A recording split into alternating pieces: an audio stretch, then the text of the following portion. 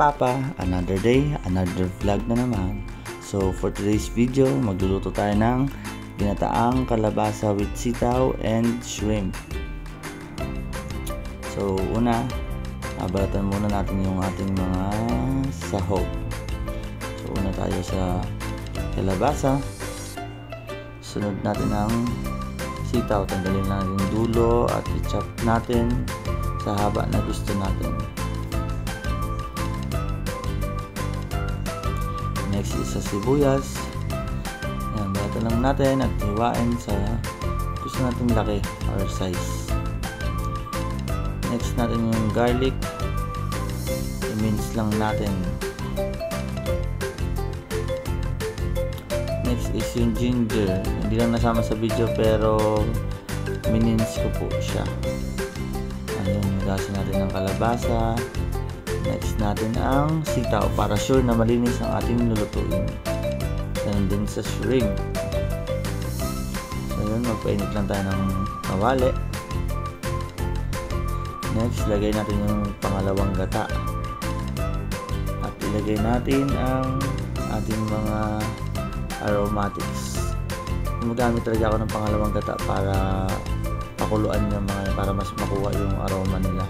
And then after few minutes, pag naamoy ko na lumabas yung bango nila, yun, sinusunod ko na yung unang gata. Tapos yun, haluin lang natin para mag-mix yung ating pangalawa at unang gata. So natin nalagay yung ating salt and pepper. Next natin is yung kalabasa.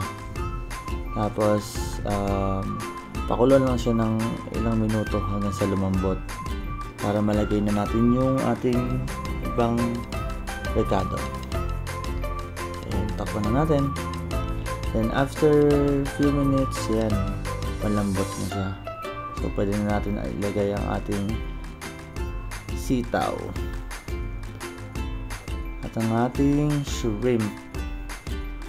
So yun, haluin lang natin para sure na maluto siya. So yun yung shrimp. Pasensya na po tayo sa shrimp kasi yung shrimp is immortal na po talaga yan. Ilang isang buwan na yun may gitna sa freezer. Hindi ko sure kung ano gagawin ko. Ngayon ko lang siya naisip na isahog yan sa ating kalabasa. So yun, maglagay lang tayo ng dalawang ceiling ring. So yun, after ilang minuto, ayan, luto na ang ating ginataang kalabasa. Yum, kainan na. Yun. Guys, thank you for watching. Please don't forget to like and share for more videos and comment lang po kayo kung anong susunod na lulutuin natin. Bye-bye!